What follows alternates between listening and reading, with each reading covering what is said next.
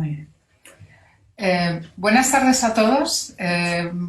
Buenas tardes a todos los amigos de Anagrama, tanto en España como en Argentina, como en todos los países latinoamericanos, desde donde se puede acceder a nuestra página de Facebook para seguir esta presentación. También buenos días y bienvenidos a todos aquellos que nos siguen desde las páginas de Facebook de algunas librerías como Lata Peinada, librería de Barcelona y de Madrid, la distribuidora Riverside en Argentina y Somnis de Paper en Barcelona. Bueno, es un día grande para nosotros. Es el día en el que presentamos por fin las novelas, la novela ganadora del Premio Herralde de la 38ª edición ya de este premio, 100 noches de Luis G. Y la novela finalista de Federico Falco, Los Llanos. Son dos novelas muy distintas, de tempo, de ritmo, incluso de materia, digamos. Son dos novelas que nos han apasionado, que el jurado ha destacado como, en el caso de Luis G., una meditación hecha carne sobre el deseo y la imposible fidelidad, una fábula moral también con trazas detectivescas y científicas, esto en palabras de Gonzalo Pontón. También una novela de tesis y un cuento de hadas, una novela en la que el amor romántico y los sanos receptores, la fidelidad afectiva y la promiscuidad culpable evocan el conflicto entre erotismo y la persistencia de los afectos, esto en palabras de Marta Sanz. Y también es, en palabras de Juan Pablo Villalobos, una novela que es la fantasía de un moralista perverso y la de un antropólogo social. Bueno, es una novela que es cierto que está entre la novela de tesis y la novela de un moralista, también una de las, yo diría, una novela que muestra las obsesiones de Luis G. Martín, que a lo largo de toda su obra hemos podido vislumbrar y que quizás en esta novela resumen buena parte de sus temas. Por otro lado, Federico Falco, con esta novela Los Llanos, yo creo que un descubrimiento para muchos lectores aquí en España. Y en palabras de uno de los miembros del jurado, Juan Pablo Villalobos, es una novela que nos cambia, que nos hace sentir que incluso en los peores momentos hay una tierra en la que podemos apoyar los pies e inclinarnos para encontrar la paz. Y una literatura a la que es posible encomendarse para reconciliarnos con nosotros mismos. En fin, como veis, novelas que seducen de formas distintas y que están hoy aquí con sus autores para charlar sobre ellas, para ahondar un poquito en páginas reseñables, relevantes y originales. Para ello tenemos a Lara Hermoso. Lara, bienvenida. Muchísimas gracias por aceptar ser la periodista inquisidora que va a hacer las preguntas a los dos autores, a Luis G. y a Federico. Y bueno, adelante con la conversación.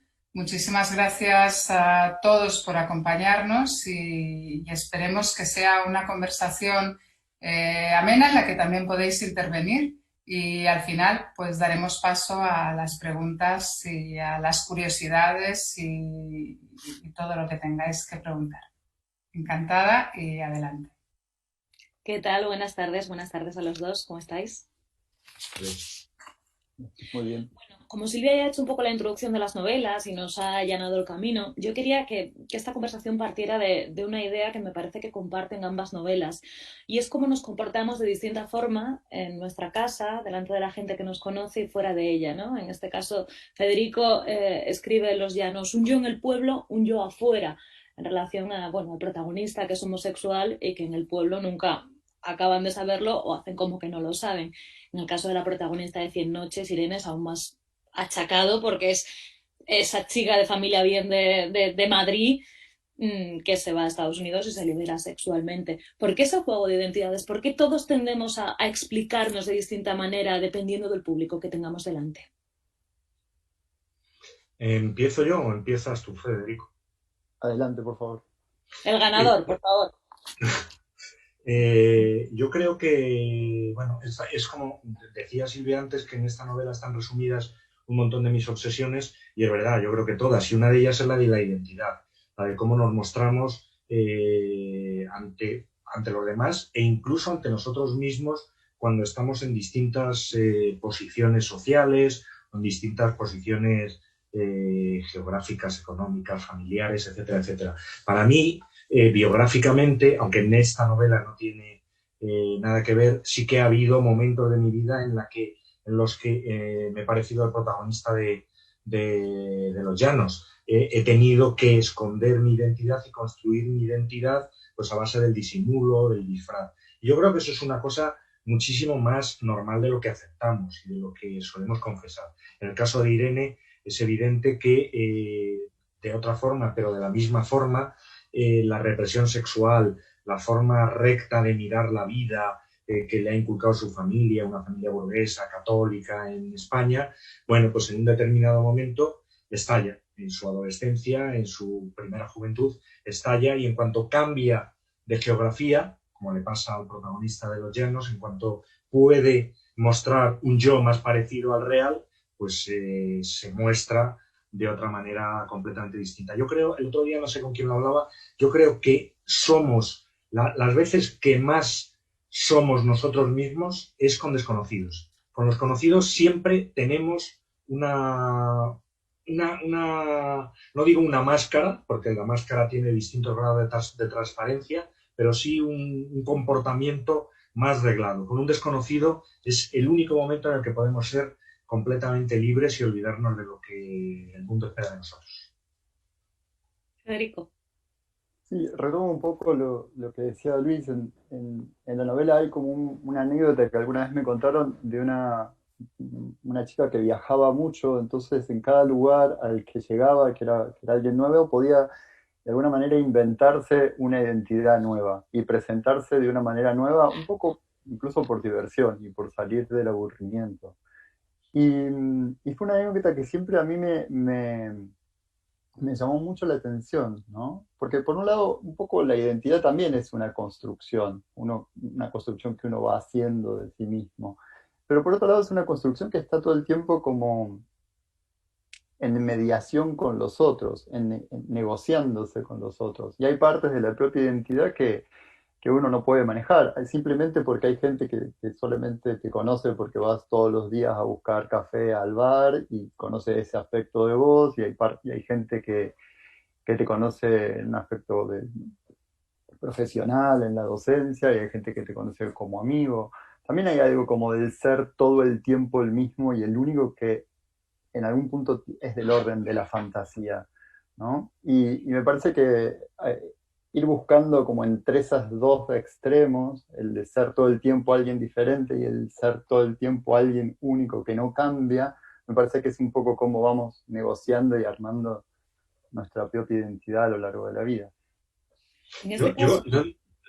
Perdóname un momento, Ana. Yo diría además, o subrayaría, que tanto en el caso de Los Llanos como en el caso de Cien Noches, y lo podemos decir explícitamente, con distintas intensidades y con distintas intenciones, pero la sexualidad es uno de esos territorios en los que más ocultamos cosas. Es decir, en los terrenos en los que, bueno, pues más o menos no nos importa el juicio de los demás, somos más honestos con nosotros mismos y con ellos. pero en la sexualidad hay muchísima gente que ni siquiera es sincera con su propia pareja. Es decir, los problemas de comunicación, los problemas de manifestar el deseo de lo que uno realmente quiere son bastante endémicos en la naturaleza humana. Antes de ir a esa parte más oscura de la naturaleza humana, que yo creo que se ve mejor en, en 100 noches, quería preguntar una cosa a Federico, porque en el caso de los llanos yo creo que también hay una imagen poderosa, ¿no? Decía Luis que nos construimos también dependiendo del escenario. Aquí hay una imagen poderosa porque es el modo en el que echamos raíces en un sitio, en el que nos arrancan de ese sitio o nos trasplantamos incluso, ¿no? Que es también esa imagen recurrente de la huerta. Hay páginas y páginas hablando de la huerta en los llanos. Sí, un poco también porque el paisaje que a mí me interesaba en esta novela es un paisaje que dentro de la literatura argentina es todo un desafío. Por un lado porque hay toda una tradición de escritura sobre la llanura y sobre la pampa, y por otro lado es un paisaje que se puede sintetizar muy fácilmente, que es simplemente una línea, ¿no? Medio como que ese es el paisaje de la pampa. Entonces, ante ese doble desafío de cómo describir y sacar provecho de un paisaje tan simple, que a su vez es un paisaje del cual ya estuvo tan escrito en la literatura argentina, lo que yo encontré fue la huerta como una manera de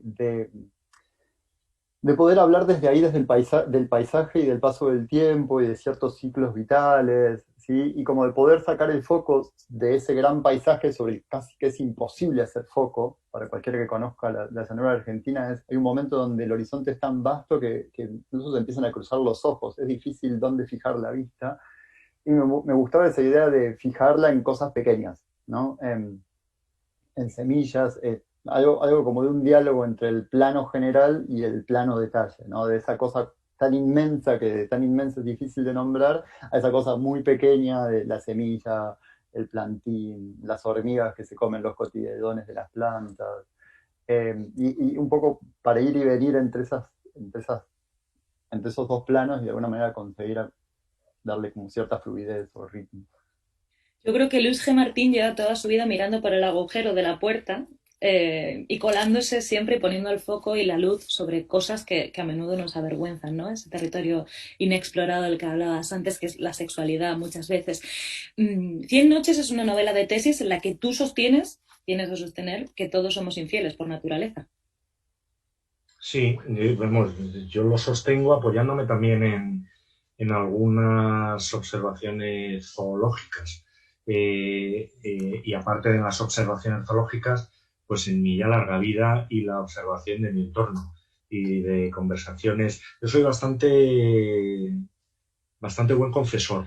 Me gusta escuchar, lo disfruto además, o sea, no es una impostura, y a lo largo de mi vida pues he ido escuchando las confesiones, las reflexiones, las noticias diversas, íntimas de personas que tenía en un círculo más o menos cercano o en un círculo un poquitín más amplio. Y por supuesto, y por eso lo decía antes con conocimiento de causa, de bastantes desconocidos.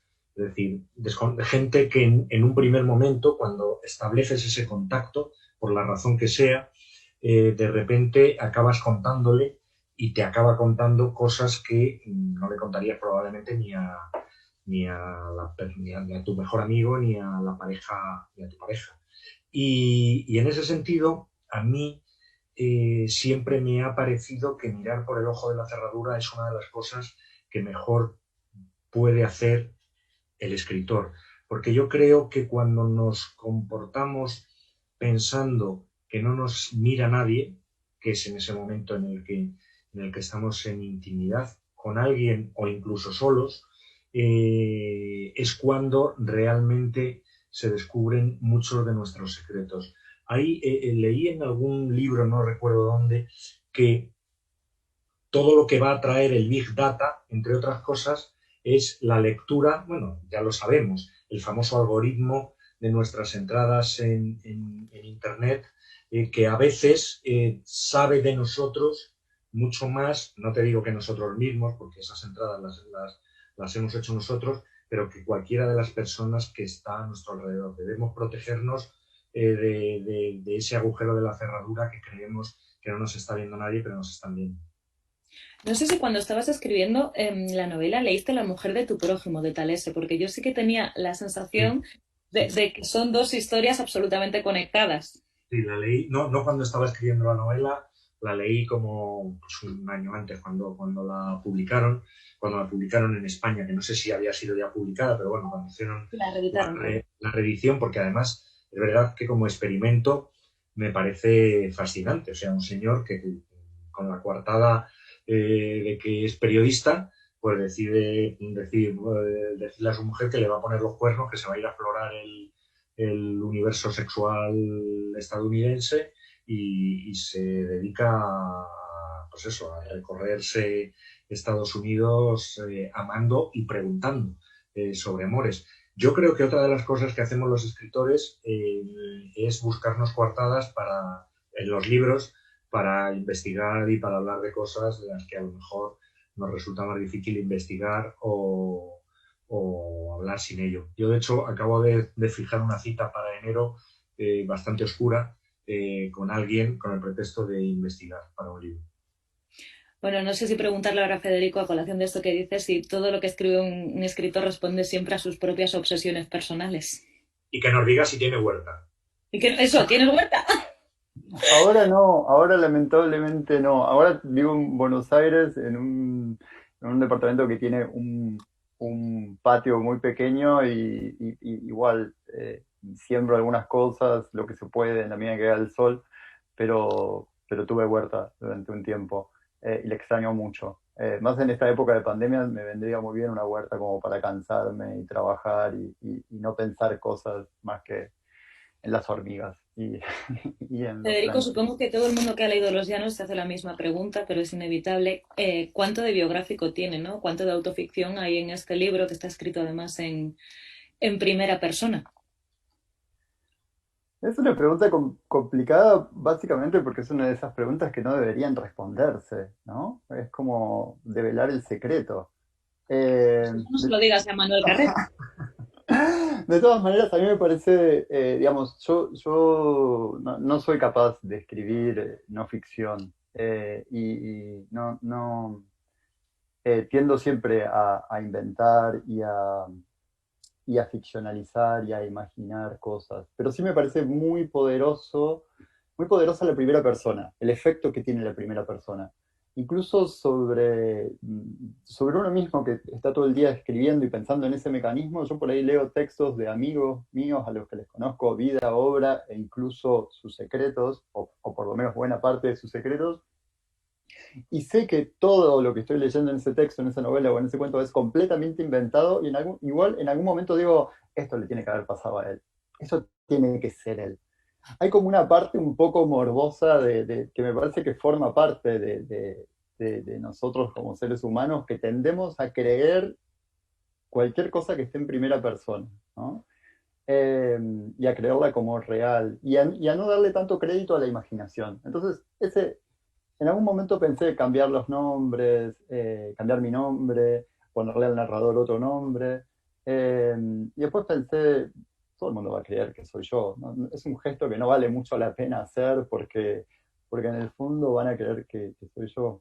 De todas maneras, hay una frase de Alice Munro que a mí me gusta mucho y es que ella dice que sus cuentos son autobiográficos en el sentimiento, pero no en la forma, no en los hechos, ¿no? Y me parece que buena parte de la respuesta pasaría por ahí. Y mucha gente te ha dicho que la novela a veces uno la lee como si fuera un diario, porque yo tenía un poco esa sensación también por la propia estructura de la novela, fragmentada en meses, que también puede ser un diario. Podría ser un diario.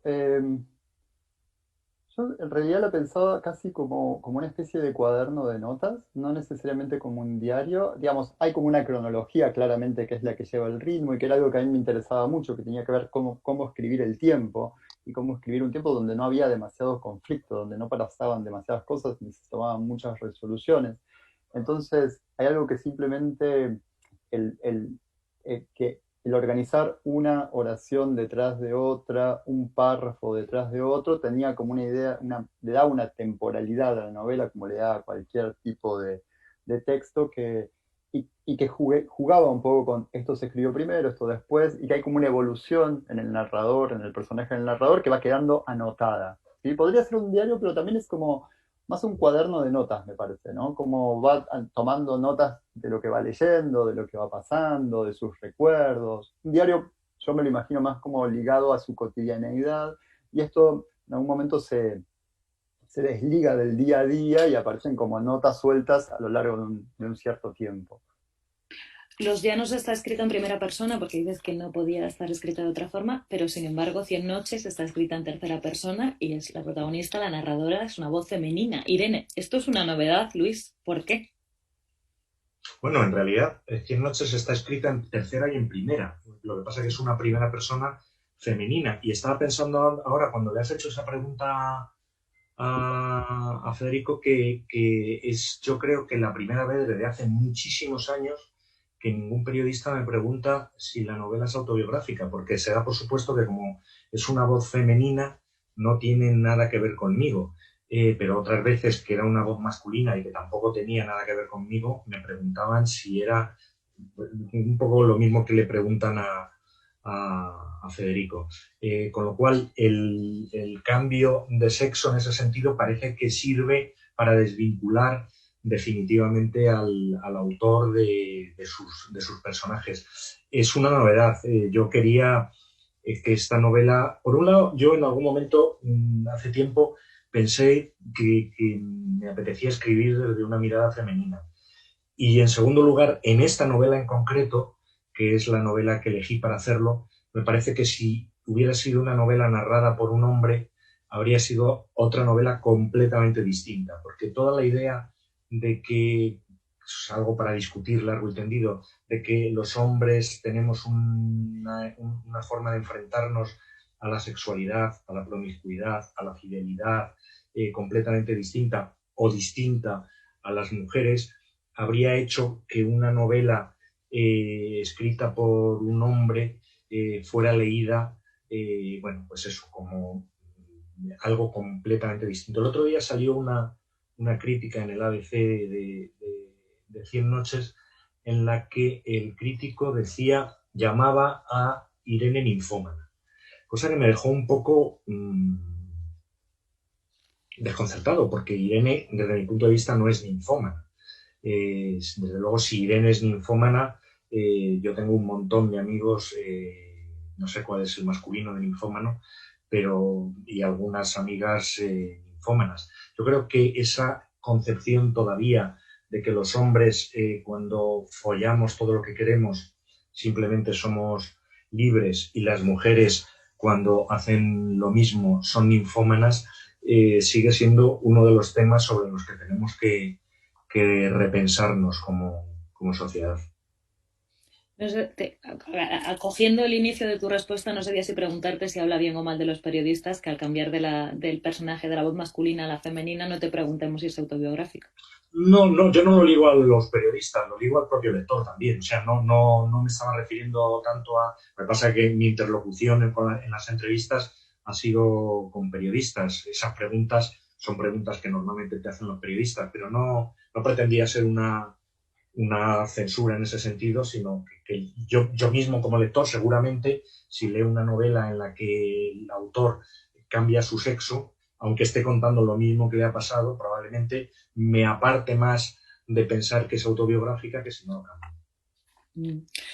Hay una cosa en Los Llanos, Federico, que es mucho que también habla de los relatos que nos contamos a nosotros mismos, ¿no? Eso que decía Joan Didion en El álbum blanco, de las historias que nos contamos a nosotros para poder vivir. Me interesa mucho esa parte de la novela, ¿no? Porque hay un momento que escribes, contar una historia cambia a quien la cuenta, y por momentos la ficción es la única manera de pensar lo verdadero.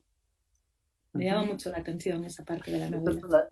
Esa es una frase de Alexandra Cohen, una psicoanalista argentina, que justo cuando estaba escribiendo ese capítulo y no tenía cierre, leía en realidad en una entrevista su declaración, y me pareció muy buena, porque además me parece que habla esencialmente de la escritura en sí, ¿no? Por lo menos de los que nos dedicamos a escribir ficción.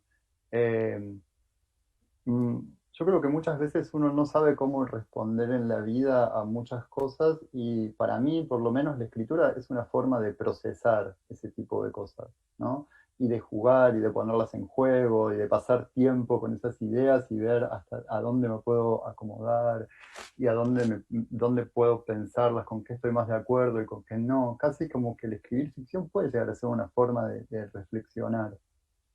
Eso por un lado. Por otro lado, también me pasa que algunas zonas de esta novela son más cercanas a mis recuerdos de infancia, pero también una de las cosas que más me llamaba la atención es que en cuanto los pongo por escrito y después los hago interactuar con cosas de otro personaje y los vuelvo a escribir y los cambio de lugar y los edito y los corto el párrafo y lo pongo en dos, de a poco esos recuerdos se van cada vez alejando un poco más. eh, y también uno piensa, ¿hasta qué punto los recuerdos no son una ficción? ¿No? Y no son verdaderos, justamente porque son una ficción. Uno toma de Bueno, su decía Oliver biografía. Sacks, ¿no? Todos los recuerdos inventados que hemos adquirido como propios y que creemos que son Y, reales. y que de pronto, incluso por ahí no inventado, sino como que necesitamos de alguna manera sintetizar lo que nos pasó. No podemos recordar todo, no hay forma de vivir con esa intensidad recordando todo. Y tal vez vamos tomando dos, tres, cuatro imágenes, ciertos elementos que ponemos en conjunto y con lo que construimos recuerdos, pero ese construir recuerdo no es tan diferente del construir ficción que puede hacer un escritor en el acto de escribir y generar un cuento, por ejemplo. Después también me parece que otra de las cosas más interesantes de eso es que a lo largo de la vida vamos revisando esos recuerdos y vamos recordando otras cosas o nos vamos encontrando con otras personas que compartieron lo mismo y que nos dan otro punto de vista y vamos como reescribiendo nuestros propios recuerdos todo el tiempo también, revisándolos, agregándoles zonas, descartando otras. Pero a mí sí la idea de verdad siempre me parece como una idea complicada eh, y, y, mm, y pensar como en la ficción y en la imaginación y en la escritura de ficción como una posible forma de construirse o de pensarse o de procesar lo que nos pasa en la vida, siempre me parece como muy esperanzadora, muy linda. Es como saber que Papá Noel no existe, ¿viste? Cuando te enterás que Papá Noel no existe, pero en algún momento decidís que, bueno, vas a hacer de cuenta que no tenés esa información. Es mucho más lindo vivir en un mundo donde existe Papá Noel. Y por más que sepas que no está Papá Noel, de alguna manera creo que hay algo de la ficción que sigue apelando a esa cosa que habíamos perdido, ¿no? Y es como, bueno, me voy a transportar a un mundo donde puedo pensar las cosas desde ese lugar, desde lo ficcional. Fíjate que eso que dices engancha muy bien con una de las teorías que sostiene Luis en Cien noches, que es que la mentira es necesaria para poder vivir. Sí, vamos, estaba pensando, según hablaba Federico, que no puedo estar más de acuerdo con él.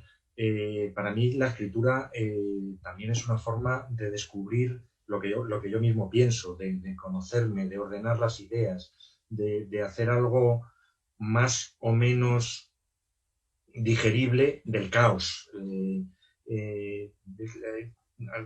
Hacer arte, cualquier tipo de arte, cualquier artista, cualquier músico, pero sobre todo yo creo que un escritor o un cineasta lo que hace es quitar aquellas cosas que estorban para entender mejor algunas de las ideas con las que aparentemente vivimos, pero que no tenemos del todo claras. Vivimos intuitivamente con ellas. Y luego, ya aterrizando más las cosas y respondiendo a tu pregunta, yo creo que clarísimamente. Es decir, utilizamos la expresión mentiras piadosas. Yo me atrevería a intentar inventar otra, que no la tengo todavía inventada, pero yo no creo que sean piadosas necesariamente. Hay veces que sí son mentiras piadosas, pero hay otras veces que son simplemente mentiras civilizadas. Si realmente nos mostráramos ante los demás tal como somos, la civilización no existiría. Si dijéramos todo lo que pensamos de otras personas, muchas de esas cosas luego nos arrepentimos de ellas. Pero por eso justamente si viviéramos mostrándonos tal como somos siempre, destruiríamos todo lo que tenemos a nuestro alrededor. Y ya llevado eso al terreno de la pareja y de la fidelidad sexual, yo creo que no puede estar más claro. Es decir, por muchos pactos que se hagan, el poliamor de la generación actual no lo ha inventado la generación actual, con otros nombres lleva ya muchos años rondando. Por muchos pactos conyugales que se hagan, por muchos inventos que se intenten urdir, siempre hay una zona privada en la que uno no puede compartir con su pareja algunas cosas. Y ahí lo mejor es mentir, no mostrarse, desde mi punto de vista, no mostrarse transparentemente. En cualquier caso, dicho esto, sin hacer moralina de ningún tipo, lo que a cualquier pareja le funcione, a mí me parece que es maravilloso. En 100 noches escribes, nunca sabemos en realidad qué hace quien nos ama, ¿no? Porque, bueno, hablas mucho de la lealtad, pero la distingues de la fidelidad sexual. No sé qué distinción ves tú, porque normalmente son conceptos que la gente suele interpretar que van de la mano. Yo creo que son bastante distintos. La fidelidad sexual es algo muy concreto, en lo que no cabe ningún tipo de duda. La fidelidad sexual, yo voy a excluir, porque entonces ahí ya no salvaríamos ni al Papa de Roma, voy a excluir los deseos. Es decir, la gente puede desear libremente, pero la infidelidad sexual tiene que ver con los actos o con los intentos de actos que uno hace. Es decir, con acostarte con otra persona, con tener algún tipo de relación con otra persona o con intentarte acostar con otra persona, a mí me valdría como infidelidad. El deseo no es controlable, pero tú sí que deberías controlar el intentar acostarte con otra persona. Por eso yo digo que los feos a veces no es que sean fieles, es que no tienen oportunidades. Pero, o no tenemos oportunidades, quiero decir que no. Eh, pero me he perdido. ¿Dónde estaba ahora mismo? ¿De qué estábamos hablando? De la fidelidad y la lealtad. Ah, sí. La fidelidad está clara. Y yo creo que la lealtad tiene que ver con esa necesidad de construir un proyecto de vida con alguien, de amar a alguien y de saber que en ese amor va a haber, como en un barco con tempestades, va a haber momentos en los que a ti te parece que sería mejor estar en otro lado, te puedes hasta enamorar, como le ocurre de alguna manera a la protagonista de 100 noches, de otra persona y, sin embargo, saber que hay algo que está por encima de la coyuntura, que está por encima del día a día, que está por encima de los acontecimientos que te vayan a pasar, que te une a otra persona, y esa es, desde mi punto de vista, la lealtad. En la lealtad hay algo mucho más íntimo, mucho más noble, mucho más a largo plazo, mucho más de construcción de vida. Yo creo que una pareja en la que hay infidelidades sexuales no es ni mucho menos una pareja rota, mientras que hay parejas en las que realmente dices por qué están juntos si no comparten realmente nada, no comparten amigos, no comparten viajes, no comparten proyectos, como mucho comparten recuerdos. Bueno, pues eso me parece que no es una pareja, aunque no haya infidelidades sexuales. Mm. Federico, no sé si lo que le falló al Federico de los Llanos y a Ciro, que es su ex, porque es una cosa que no me has contado al principio, pero gran parte de la trama de los Llanos es que, bueno, trata de superar una ruptura amorosa. No sé si lo que le falló es la infidelidad o la lealtad, o que simplemente se les murió el amor, porque uno acaba la novela tampoco sin saber muy bien si el protagonista se ha recuperado de ese golpe. No sé muy bien. La novela empieza un par de meses después de la separación y de alguna manera esa separación es como el puntapié inicial, ¿no? de la trama. Y si bien en ciertos momentos repasa la historia de esa pareja, la repasa más desde los momentos de cómo se armó esa pareja, ¿no? Y cómo se fue sosteniendo. Eh, a mí me parece que una de las cosas que pensaba mucho era cómo... eh, ¿qué nos pasa cuando nos quedamos sin relatos? Y en el caso del narrador justamente tenía que ver con eso, con una separación donde no hay explicación, ¿no? Y que cuando no hay explicación para ciertas personas, cuando no hay explicación se dispara como una especie de desesperación un poco paranoica, de querer saber, de querer entender. Yo creo que cuando uno puede entender, de alguna manera eso tranquiliza, ¿no? Como da ciertas certezas. Y por eso me gustaba como que acá, que en la novela no hubiera tanta explicación. Porque también me parece que los temas del amor a veces no necesita explicación, o no hay explicación, o no hay forma de explicar, ¿no? Es como algo que incluso no se puede comunicar, no se puede poner en palabras. Se terminó. No hay otra, no hay otra. Es tan terrible como eso, no hay una explicación. Y me parece que a lo que le pasa al protagonista es que buena parte de la novela está tratando de entender eso que no tiene una explicación. Hasta que en un momento, no, tampoco vamos a adelantar tanto, pero en algún momento entiende que ya no vale la pena buscar una explicación. Es algo que ya no está. Tal vez busca respuestas todo el tiempo en esa cantidad de citas que hay de literarias, busca esas respuestas en la ficción, tal vez.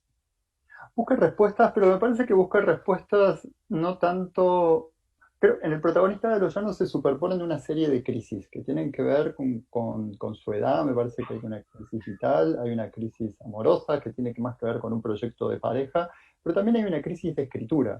Es un escritor que no puede escribir por lo menos de la manera en que estaba escribiendo antes, que no puede confiar en volver a armar relatos porque se desencantó de la forma que tienen los relatos, ¿no? Está todo el tiempo en la novela esa tensión entre arte y vida, entre las cosas que suceden en el arte, en esa cosa un poco más artificial del arte, y la vida en sí. Y me parece que lo que él va buscando en las citas es más respuestas a cómo volver a escribir, a cómo otros siguen escribiendo, a cómo otros, de alguna manera, me gustaba esa idea de que el protagonista está muy solo, está completamente solo, se aísla, es un poco como una especie de animales heridos que se aíslan para lamerse las heridas en soledad, pero de alguna manera empieza a entablar diálogos y esos diálogos que entablan son con las lecturas, ¿no?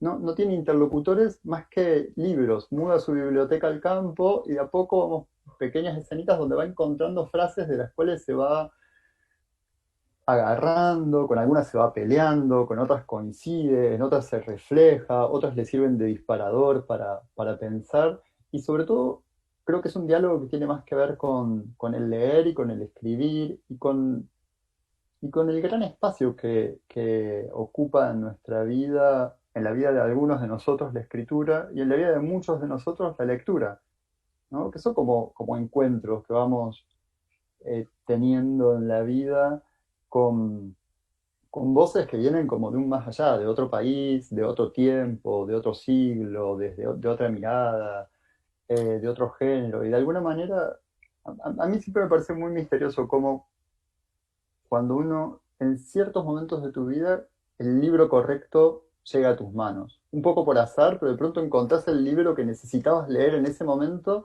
donde tal vez no necesariamente te trae respuestas, pero te acompaña, o te ayuda a ver las cosas de otra manera, o te ayuda a que pase el tiempo. Y me gustaba que eso de alguna manera estuviera en el cuerpo de la novela. Hablaba al inicio, Silvia, de las distintas velocidades de las dos novelas, y se ve muy bien aquí por lo que contaba Federico, que es una novela, bueno, digamos, más de contemplación. Sin embargo, en 100 noches hay muchas tramas cruzadas, hay varias tramas cruzadas. La principal es la de la vida sexual de Irene, de la protagonista, que sí que lo recuerda todo. Decía antes Federico, no se puede recordar todo en esta vida. Bueno, Irene, la protagonista de 100 noches, sí que tiene bastante buena memoria. Y tiene cuadernitos, también. Cuadernitos, es un poco Villarejo, ella va tomando nota de todo y ella es un poco, lo tiene todo controlado. Pero hay una cosa que a mí me interesa mucho de la novela, que rompe muchos tabúes. Tú decías, mucha gente ha dicho que es ninfómana, porque bueno, ella tiene una vida sexual muy activa, pero también hace una cosa, que es prostituirse. Y presentas la prostitución como, bueno, como una elección voluntaria. Bueno, eso sería un debate que nos llevaría lejísimos y además es un debate en España ahora muy politizado y no sé si es el momento de entrar en ese debate. Yo claramente creo que la discusión sobre si la prostitución se puede abolir o no es un debate inexistente, es decir, no va a haber nunca ese debate. Lo que se puede hacer es clandestinizar la prostitución o regularizarla, pero abolirla nunca se va a abolir. Y yo he conocido a dos mujeres y a madre de dos chicos que se prostituían sin estar obligados a ello, sin necesitarlo para comer, con una cierta capacidad de elección de sus clientes y que por lo tanto actuaban con plena autonomía y libertad. Y me parecía que una persona como Irene, que tiene un acercamiento casi científico a la sexualidad, es decir, que se enfrenta a las experiencias sexuales, bueno, pues con una cierta capacidad entomológica, no podía no haber tenido una experiencia de prostitución, no podía no haberse enfrentado a esa situación. Y además no me parecía que en algún momento de la novela, creo recordar, ella dice que en su vida sexual ha habido momentos mucho más duros y desagradables que en ese pequeño periodo en el que se prostituye y en el que, bueno, tiene una serie de clientes que son amables, que son más o menos guapos, pero ella también se acuesta con hombres que son feos sin necesidad de cobrar ni nada. A mí me parece que la prostitución, todo en la sexualidad, todo lo oscuro, es un campo de minas en el que hay mucho que explorar. Y desde luego yo creo que cualquier dogmatismo de los que están ahora circulando, no solo con respecto a la prostitución, que nos diga cómo nos tenemos que comportar sexualmente, está condenado al fracaso y al insulto, desde mi punto de vista.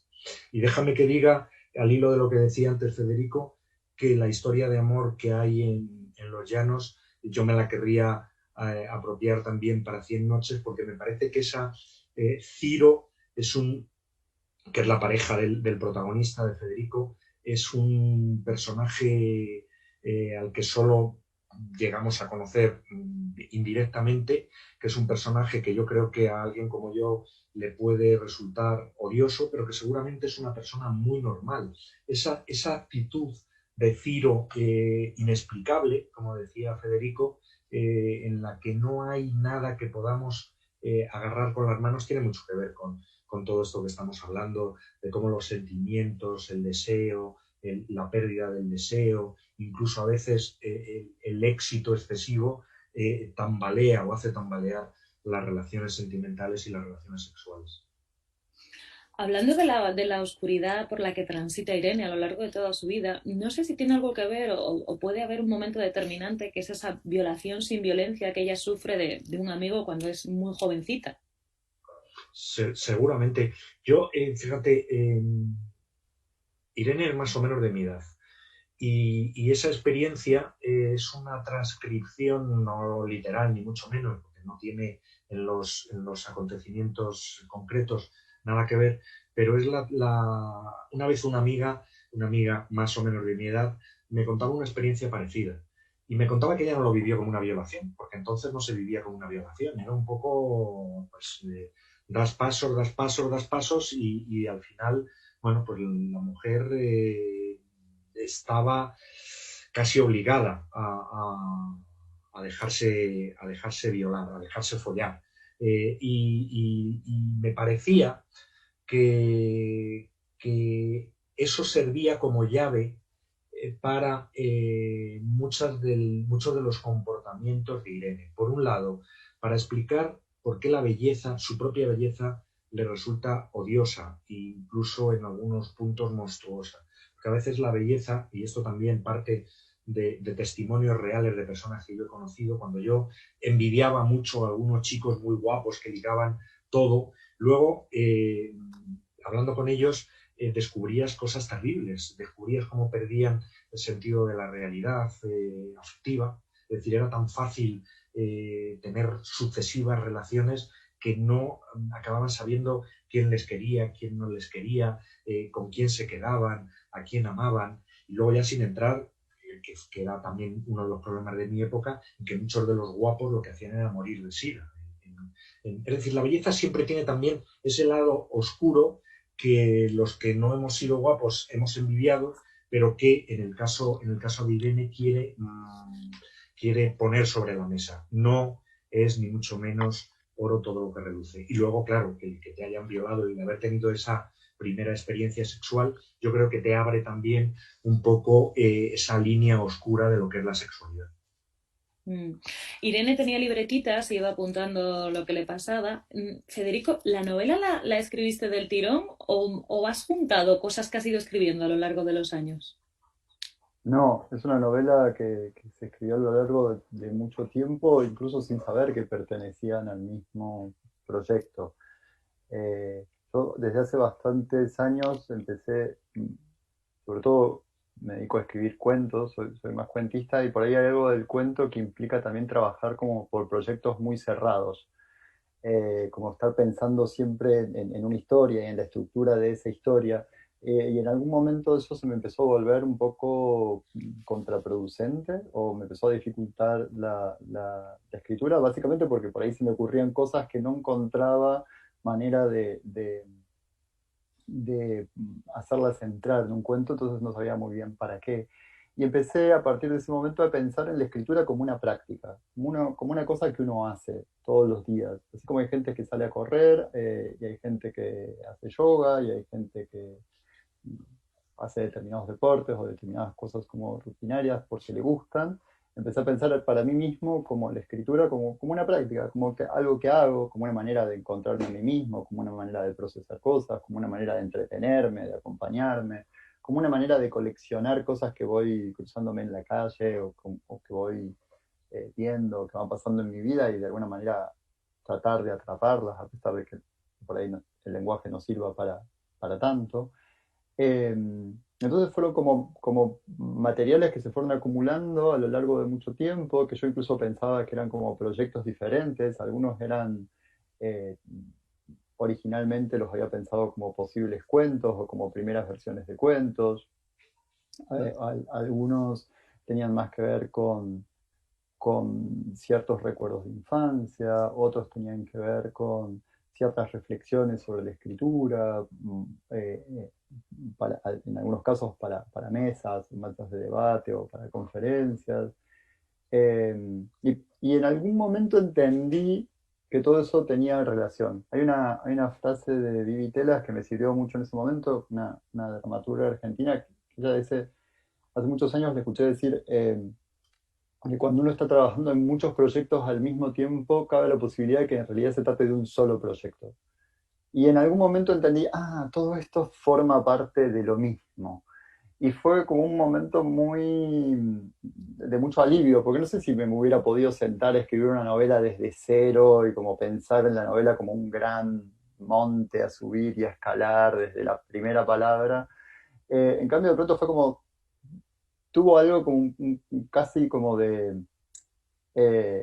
de montar un documental. Era un montón de materiales que ya estaba, como un montón de material de archivo, un montón de materia prima que ya estaba sobre la mesa y era simplemente encontrar la manera de poner una cosa detrás de otra y de que esa estructura se sostuviera y de armarla, de reescribir y de corregir y de un montón de trabajo, pero de alguna manera ya estaba escrito. Y eso creo que me ayudó un montón. Estaba sonriendo, Luis, no sé si se sentía identificado con lo que contaba. Absolutamente. Estaba sonriendo sobre todo porque yo creo que más allá, yo sí que escribo las novelas de un tirón y con una cierta disciplina, incluso llego a lo maniático, porque yo sí que creo que es como el running o como ir al gym, si no tienes que yo no lo tengo, por cierto, el hábito ahí, si no tienes un hábito, una constancia, una regularidad, es muy fácil verte expulsado de la novela. Volver a reengancharte cada vez es una tortura. Con lo cual yo cuando me siento a escribir una novela normalmente intento ser muy disciplinado. Pero, pero lo que yo sí que creo es que estaba llevando la frase de la dramaturga argentina un nivel más arriba. Yo creo que toda la obra de los escritores que tenemos un mínimo de obsesiones forma parte del mismo proyecto, es decir, que son piezas que luego se encajan. Y yo creo bueno, entiendo perfectamente lo que dice Federico, que es más, creo, más cuentista, más bueno, lo ha dicho él, de iluminaciones y de proyectos concretos, pero que al final lo que estás es recreando mundos que son tus propios mundos. Todo lo que hablábamos antes de 100 noches en realidad son todos temas muy políticos, porque la libertad sexual, la prostitución, pero aún así has querido incidir con uno más, porque en toda la trama de la novela también hay un asesinato del que no vamos a desvelar nada, porque Federico no quiere saberlo, no le podemos hacer spoiler, pero ¿por qué introduces ahí el asunto de la dictadura argentina? Pues mira, sí, esto es una cosa que tiene que ver un poco también con el azar y con mi propia biografía. A mí me interesa mucho desde hace muchísimos años todo lo que tiene que ver con la historia latinoamericana. No soy ni un experto ni remotamente, pero me interesa mucho Latinoamérica en todos los sentidos y esa diversidad, además de países, a medida que he ido pudiendo viajar a ellos y recorriéndolos, me ha interesado mucho. Pero yo hace unos años, toda mi literatura estaba y sigue estando más o menos focalizada en lo sexual afectivo, en las relaciones humanas, en la identidad, en todo eso. Pero yo soy una persona bastante politizada. Y entonces hubo un momento en el que quise escribir una novela política, que acabó siendo Las manos cortadas. Y por un azar que no viene a cuento explicar, esa novela es una novela sobre Allende, sobre eso que ocurrió entre el año 70 y el 73, desde la llegada de Allende al poder hasta el golpe de Pinochet.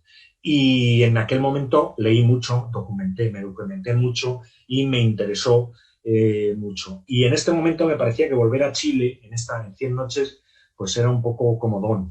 Y entonces, como Argentina tenía algunos paralelismos en todo lo que tiene que ver con las dictaduras del Cono Sur y con algunas actitudes, me pareció que, y también es un país que amo por muchas razones, me pareció que era el sitio ideal. Y luego ya apareció, yo recuerdo la primera vez que fui a Argentina fui a Ushuaia y me quedé fascinado con la historia del Petiso Orejudo.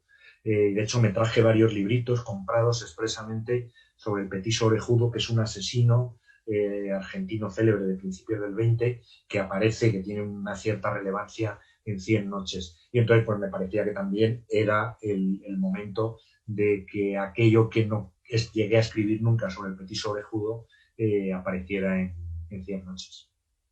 Y en ese juego de detectives que planteas, ¿en qué momento decides invitar a participar en el juego a Lara Moreno, a Marta Sanz, a Edurne Portela, a José Ovejero? No, Marta Sanz nunca participó. A Edurne, a José Ovejero, a Lara Moreno, a Manuel Vilas y a Sergio Elmo. A esos 5. Marta la tengo asociada yo en mi cabeza contigo y... No, Marta. Pues mira, cuando yo tuve más o menos clara la estructura de la novela, yo sabía que quería introducir una serie de casos que tuvieran una entidad propia, es decir, que fueran cuentos realmente, que es lo que son, sobre infidelidades singulares. Y yo escribí una que me sirviera un poco como modelo de lo que quería. Y en un determinado momento se me ocurrió, probablemente también por una incapacidad mía para hacer 6 relatos o 5 relatos distintos, con voces distintas, con ideas completamente distintas, se me ocurrió, digo, ¿y por qué no hago esto que me parece tan divertido? Que es invitar a algunos amigos escritores cuya obra admiro y con los que además tengo una relación personal, a que participen en mi novela a ciegas, sin saber realmente de lo que van, o sea, en qué se están metiendo, sabiendo solo que tienen que escribir una historia, un informe de un detective privado sobre una historia de infidelidad amorosa. Y les llamé y se lo propuse, todos aceptaron encantados y el resultado está en 100 noches. La pregunta es casi obligada, Federico, porque dices que bueno, la novela la fuiste haciendo de a poco, que fue al final cuando te diste cuenta de que era una novela. ¿Cómo recibiste la noticia de que era finalista del Premio Ralde? Como una gran sorpresa, una gran alegría, pero sobre todo una gran sorpresa. Eh, Silvia puede dar cuenta del llamado y de mi primera incredulidad, ¿no? Me costó incluso entender qué me estaban diciendo. Así que fue una gran alegría, además en un año tan raro. Era como como se rozaba todo en este año, roza de alguna manera lo inverosímil y fue una noticia que trajo mucha alegría y mucha sorpresa también. ¿Y tú cómo recibiste la noticia, Luis? Porque la novela está dedicada a Jorge Gubert y Lali Herralde. Que para mí Jorge y Lali, porque son realmente inseparables, y después Silvia han sido una suerte en mi vida. Es decir, Anagrama me parece que hay poco que decir. Cambia la trayectoria de un escritor. O sea, al final las novelas las escribo yo, evidentemente, las escriben los escritores, pero la proyección, la visibilidad, la conciencia de autoría, el respeto ganado que te da el sello Anagrama, pues es un antes y un después. Y yo lo recibí pues casi en la UCI, porque estaba al borde del infarto. No sabía exactamente cuándo se fallaba, pero sí sabía que me había presentado y que quería ganarlo. Y entonces cuando me informó Silvia de que lo había ganado, pues salí del hospital y me fui a brindar con vino a casa. Lo del hospital es broma, pero es verdad. No sé si Silvia, que fue la portadora de Buenas Noticias, tiene alguna pregunta que haya hecho alguien en Facebook y os quiera trasladar. Sí, pues mirad, hay muchos comentarios y buenas y enhorabuenas por las novelas. Me gusta sobre todo que hay mucha gente que manifiesta su deseo de leer los libros, así que eso está muy bien. Y hay algunas preguntas. A ver, algunas supongo que por la naturaleza de cuaderno diario de los llanos y también por algo que has comentado tú, Luis, es ¿por qué nos gustan tanto los diarios o las correspondencias? ¿Por qué? ¿Por qué nos gustan? Repite, ¿por qué nos gustan? ¿Por qué nos gustan los diarios? Bueno, a quien le gusten, a mí me encantan. Claro, habría que hacer un matiz. A mí me gustan los diarios que han sido editados, quiero decir, no que han sido publicados, sino que han sido editados, porque hay algunos diarios que son bastante insoportables, porque en los diarios uno normalmente, salvo que tenga ya una vocación literaria y por lo tanto el propio autor lo que esté haciendo es un libro encubiertamente en forma de diario, hay algunos que son insoportables. Yo tengo la respuesta clara de por qué me gustan y creo que de por qué nos gustan, porque están mirando por el ojo de la cerradura. En los epistolarios y en los diarios, si son auténticos, lo que estás haciendo es ver lo que el autor pensaba y escribía en tiempo real, en su intimidad, sin querer ser mirado y sin querer ser espiado. Yo solo he llevado diario 1 año y medio de mi vida, más o menos, lo contaba en El amor del revés, en uno de mis anteriores libros, y cuando lo releí para escribir El amor del revés, hacía 40 años que lo había escrito, o por ahí, me quedé fascinado, primero por lo imbécil que es de joven, o que yo era de joven, que creo que es bastante común. Y en segundo lugar, de algunas cosas que tenían un impudor absoluto. Y yo creo que eso es lo que dota a la correspondencia y a los diarios de un valor añadido. Estamos ahora en España con la polémica de las cartas de Pardo Bazán y Galdós, que alguien bien pensante parece que tiene, secuestradas porque son tan ardientes y tan, no sé, yo estoy deseando que se lleguen a publicar y leerlas justamente por eso, porque te estás metiendo en sitios donde no han llegado ningún biógrafo realmente.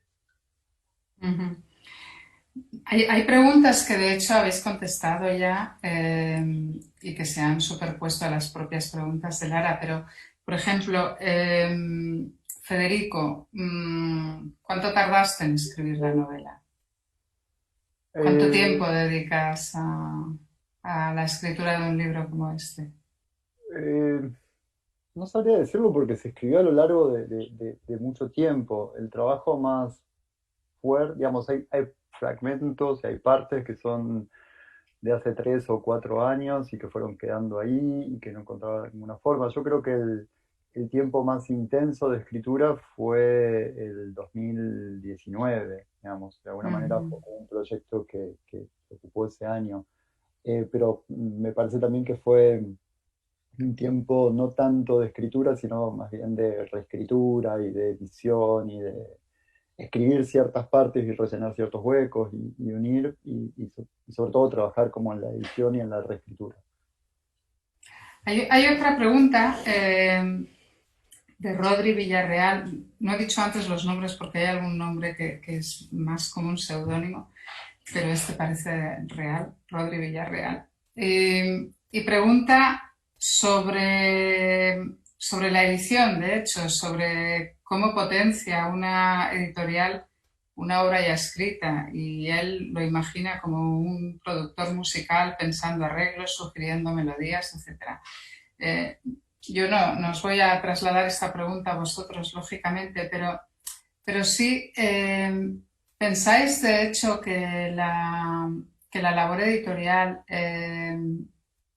como decía Luis con respecto a Anagrama antes, modula un poquito la recepción de la obra o influye incluso en la propia escritura?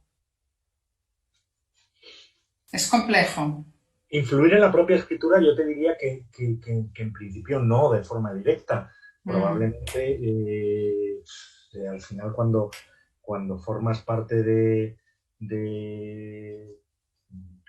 no, yo diría que en ese sentido no, pero claro, potenciar todo lo que tiene que ver con tu receptividad en el universo lector, con tu figura como autor, tu construcción como autor, y en ese sentido a lo mejor sí, a medio plazo, a largo plazo, pues también tiene que ver con lo que acabes escribiendo, es indudable. O sea, yo creo que no hay ninguna duda de que pues en España Federico, que era un autor poco conocido, pues ahora va a ser un autor muy conocido. Entonces, bueno, digo en España porque lo sé de primera mano, probablemente en Latinoamérica. Y para mí el premio es un absoluto regalo. Es decir, y ya sin entrar en el premio, yo ya respondí antes, para mí empezar a publicar en Anagrama fue un antes y un después. O sea, creo que sin duda. Hay editoriales que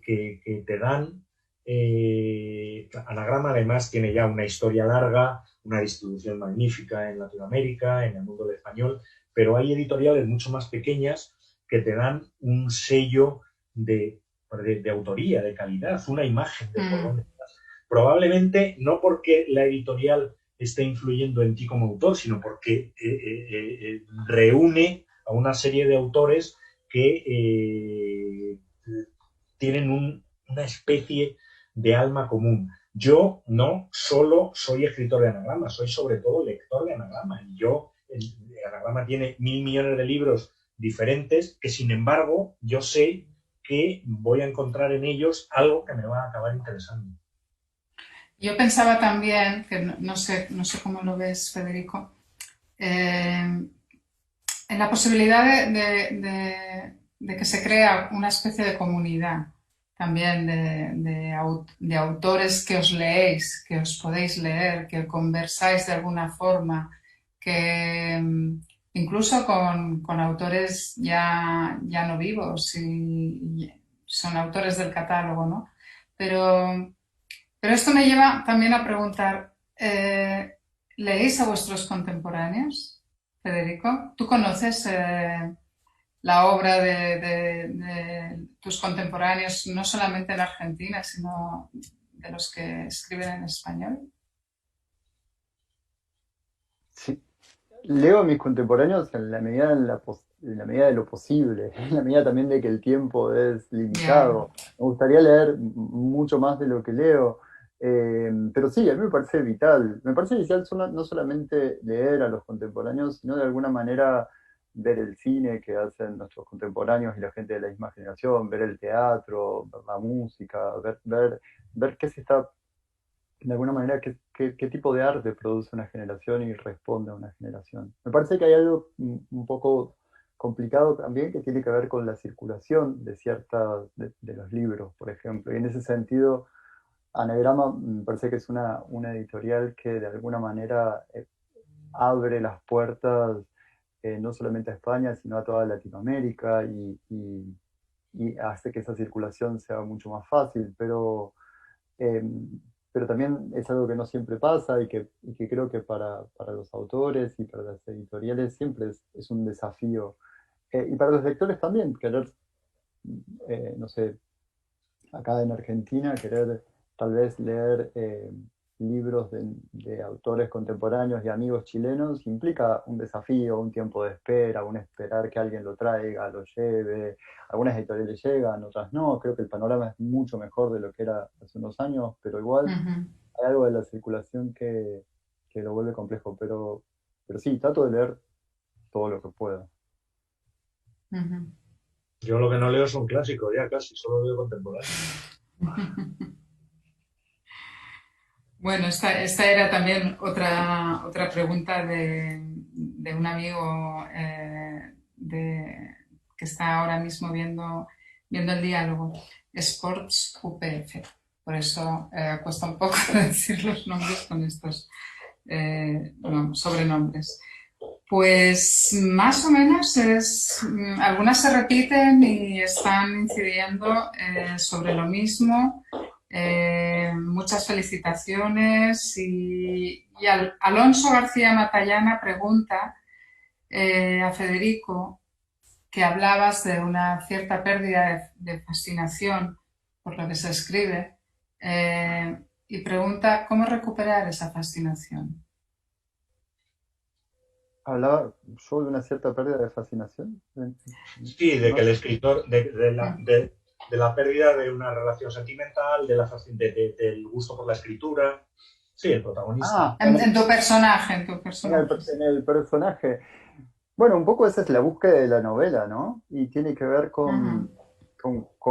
me parece, con un poco con lo que decía recién, de pensar en la escritura como una práctica, como una compañía.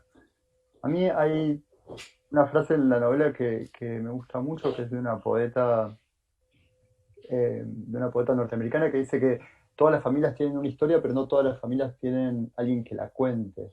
Y eso me parece que es una de las posibles vías a pensar cuando uno está de alguna manera en crisis con la escritura. Y es que también hay como un cierto don en la escritura, hay un cierto poder hacer y un poder pensar y un tener una herramienta que otras personas no tienen. Hay gente que soluciona o que procesa sus traumas desde la danza o desde el teatro o desde el trabajo y algunos que no pueden procesarlos y dejan que las cosas se pierdan.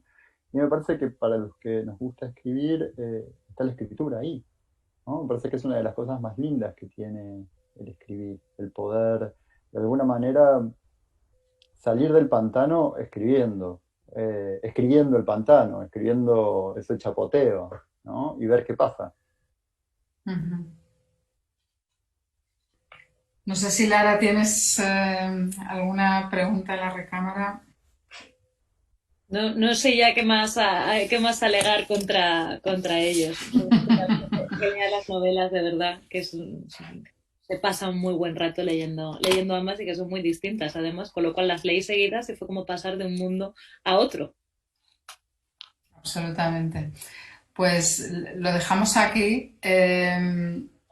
No sé, yo creo que ha sido todo un descubrimiento.